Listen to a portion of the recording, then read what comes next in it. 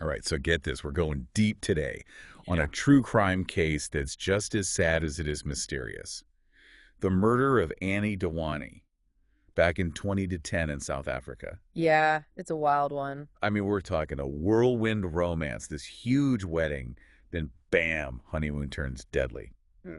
And there are so many questions that still haven't been answered. Totally. So to get through all of this, we're using the investigation that Case File did, that podcast. Oh, bad. They're good. Yeah, they went super deep on all the details and the timeline and everything. So we're starting off on solid ground here. For sure. So the big question we're trying to answer, right, is was Annie just a random carjacking victim like her husband, Shreen, said? Or was there something, more to it? Right. And what even made this case blow up the way it did? Why were people all over the world so obsessed with this story? Yeah, there's something about it that grabs you. Totally. Okay, so before we get into all the craziness of it, let's just talk about Annie for a second. She was living like a dream life, it seemed. She had a great job in Stockholm as an engineer, had just bought her own place, came from a loving family. It's easy to look at all that and miss the bigger picture, though, Yeah. culturally. Annie's family had Indian roots, and arranged marriages are pretty common in that culture. Hmm. So even though she was living this modern, independent life in Sweden, those expectations probably still had an influence on her relationship with Shrine. And, well, everything that went down. That's such a good point. We need to be looking at this through different lenses if we want to really get it. Okay, so Shrine, how'd these two even meet? So it was through Annie's aunt. She was like the family matchmaker, Oh. and things moved fast. Yeah. Like their first date was the Lion King on the West End, and then some fancy dinner. Sounds like something straight out of a movie. Totally. A few months later, Annie moves to the UK to be closer to Shrine. Whirlwind. Yeah, that is a whirlwind. And the wedding decisions are where things get interesting. First, it's this big modern thing planned in Dubai. Okay. Then they go to India, end up picking Mumbai for the wedding instead. Makes you think, How? about the family influence tradition, especially with that cultural backdrop we were talking about. Oh, totally. It's like Yeah. these currents underneath everything, For sure. And the wedding was no joke. A 3-day thing in Mumbai that cost, get this, something like $200,000. Whoa. That's making a statement, right? What do you think that says about Shreen or the pressure Annie might have been feeling? I mean, huge celebration, everyone's watching, lots of expectations probably. Definitely. Wedding that big, it's not just a party, it's like a declaration. Shows off Shreen's money, maybe trying to impress people. Yeah. But Ani, she came from a more, down-to-earth background. It could have been a lot for her. Adds to the whole, was she actually happy with how her life was going? Yeah, totally. Complicated. So then comes a honeymoon. Shreen takes Annie to South Africa. Seems picture perfect, right? Classic honeymoon spot. Mhm. But Cape Town, it's beautiful, but it's got this whole other side, especially in those Cape Flats townships. Lots of poverty, lots of crime. And that contrast, the rich and poor thing, it comes straight from South Africa's history, Apartheid era, that Group Areas Act forced non-white people into those townships. So you have segregation and inequality that still affects things today. Tourists are all at the beaches and wineries, but there's this harsh reality just a little ways away. It's intense. So we have Annie and Shreen, this seemingly glamorous couple, honeymooning in this beautiful but complicated city. Right. They spend a few days living it up at a safari lodge, then get to Cape Town, stay at the super fancy Cape Grace Hotel. Okay. But this is where things take a dark turn. Late one night, they decide to go through Guguletu, one of those Cape Flats townships, for a detour. Yeah. Annie wants to see the real Africa, convinces their taxi driver, Zola Tongo, to take them. What do you think about that decision? That detour, it's one of the weirdest parts of the whole thing. You can tour Guguletu during the day. It's common, considered safe. But at night, that area is super dangerous. Yeah, it's risky. Makes you wonder about Zola, what kind of driver does that? What was he thinking agreeing to something so risky that time of night in that place? Just doesn't sit right. It's a big red flag for sure. And that late night detour, it sets the stage for everything that comes next. We'll get into all of that right after this. Okay, so we left off with Annie and Shreen that night in Guguletu, and we know it doesn't end well. Mm-hmm. So what happened next? What do we know for sure? Well, we've got to look at Shreen's story, what he told the police, at least at first. Okay. He said they're driving through Guguletu with Zola, their taxi driver, and two guys hijacked the van out of nowhere.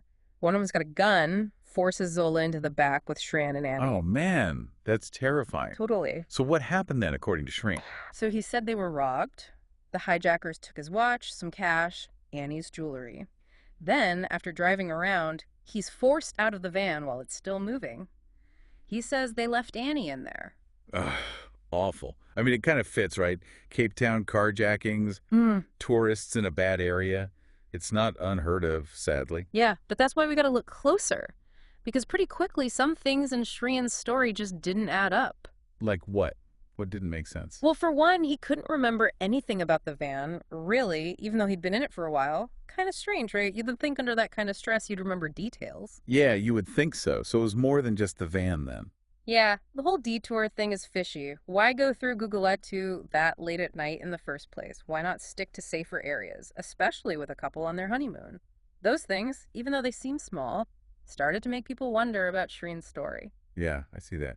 Yep. So the investigation starts, and things move fast, Renee. Oh, yeah. They find the van, abandoned, and Annie's body's inside. She'd been shot, point blank.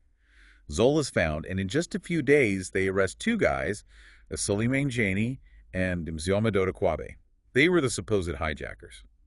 Talk about a quick investigation. It's almost like they were in a hurry, right? Makes you wonder, maybe with all the international attention on the case, they felt pressure to get it solved ASAP. Right, like they rushed it. Sometimes that happens, the need to wrap things up fast. It overshadows the need to be really thorough and careful. For sure.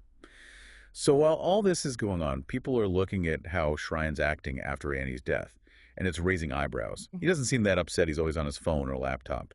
That's got to raise some red flags. Yeah, but grief's different for everyone, right? Mhm. And culture plays a part in how people show their emotions. True. But some of Shrine's actions, like arguing with Annie's family about the funeral arrangements, was a little strange, even considering cultural differences. Like it didn't quite fit.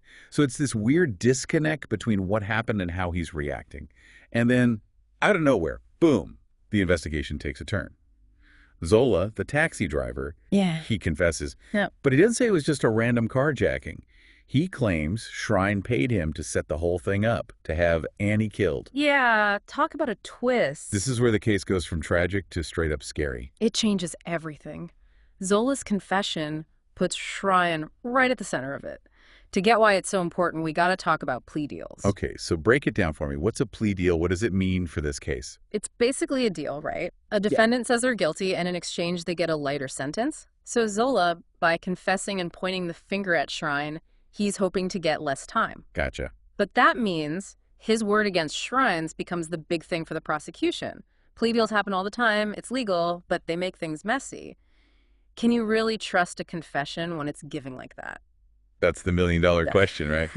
It makes you wonder, is he telling the truth to save his own skin, or is there something we're missing? And then the media goes nuts, and that doesn't help. Yeah, this case was everywhere. Yeah. How did that affect what people thought about Shrine? The media, they can really control the story, right?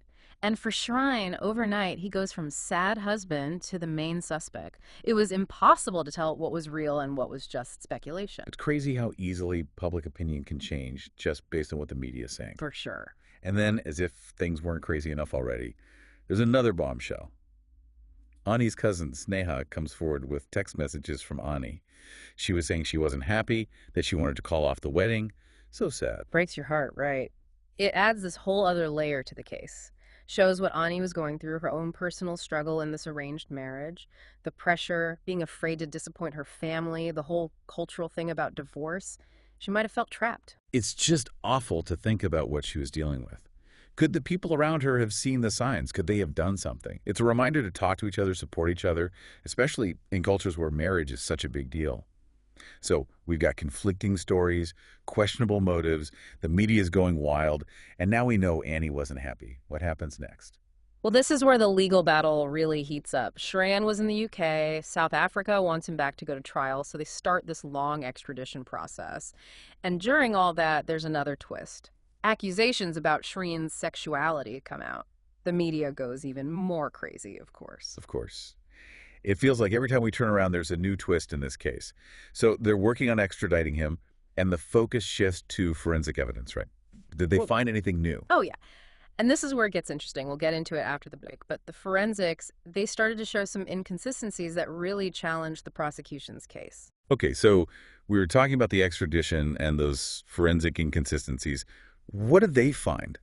Did it help figure out what happened to Annie? Yeah, this is where the BBC's Panorama program comes in. Oh, okay. They did their own investigation and found some stuff that didn't match up with what the prosecution was saying. Like the first autopsy, it said Annie was kind of huddled up when she was shot, but a pathologist in the UK looked at the file and said there was no proof of that. So from the beginning, there are these different interpretations of the evidence. What else did Panorama find? Oh, there was also stuff about what the supposed hijackers said that didn't add up. Oh, okay. One of them said Annie was shot while they were fighting, but the other one said she was shot from the front seat. And neither of those stories matches the forensic evidence. Makes you wonder how much you can trust what they're saying. Yeah, for sure. Were they pressured to say certain things? Were they covering for themselves? It just shows, even in a case like this, witnesses can be wrong, Yeah, you know. totally. Memories can be messed up, people can be influenced or even lie. It's something investigators and the courts have to be super careful about. So Shireen's fighting extradition. Yeah. And meanwhile, the guys in South Africa are going to trial, right? What happened with them? It was a mess, honestly. So many different stories. The evidence was iffy, and no one really knew what went down that night. In the end, only one of the guys, Salile Minjini, was found guilty of killing Annie, got life in prison. What about the other two, Miziwa Madota Kwabe and Zola Tongo? So Kwabe made a deal, said he'd testify against Shreen for a shorter sentence.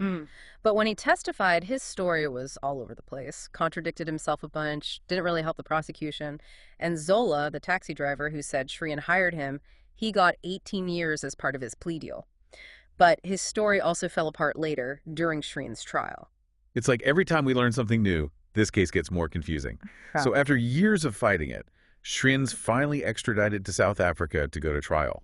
That must have been a huge deal. Oh, yeah, big news. And right away, Shrine comes out and says he's bisexual, which he denied before. Wow. So, of course, people start speculating like crazy about motives and all that, but the judge said his sexuality didn't matter when it came to the murder charge. It's interesting. Like the judge was trying to keep things focused on the actual evidence, not get sidetracked by gossip. You know? Exactly.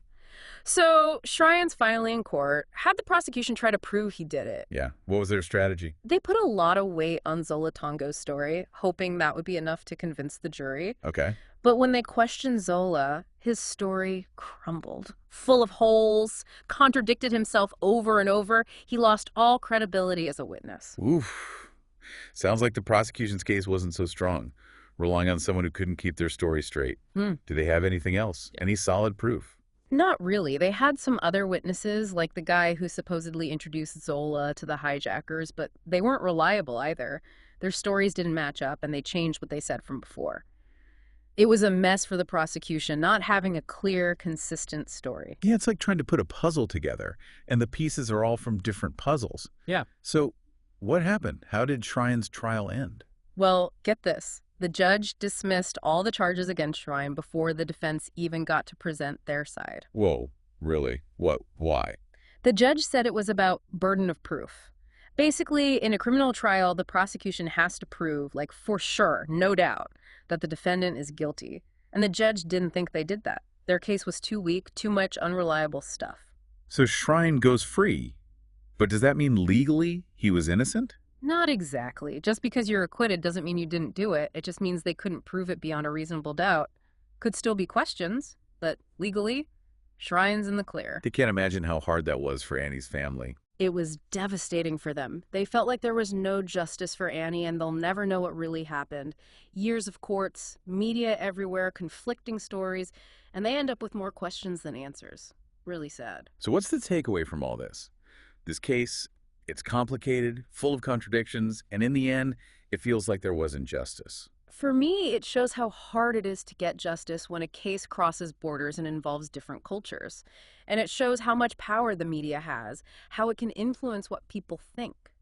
We have to be careful, question what we hear, look at things from different angles, and not jump to conclusions. It's a good reminder that the truth can be hard to find, especially in cases this big, with so many people and agendas involved. And sometimes, even after all the investigating and trials, we're still left wondering. That's how it is with these complicated cases. There might never be a perfect answer, but we have to keep trying. analyze things, look at the evidence, talk about it. That's how we get as close to the truth as we can. This case definitely gives us a lot to think about. If you're interested in learning more, check out the show notes. We've got links to articles, documentaries, all sorts of stuff with different perspectives on the case. It's worth looking into. Thanks for joining us for this deep dive into the Annie Dewani case. It's a strange one and a sad one. Until next time, stay curious and keep asking questions.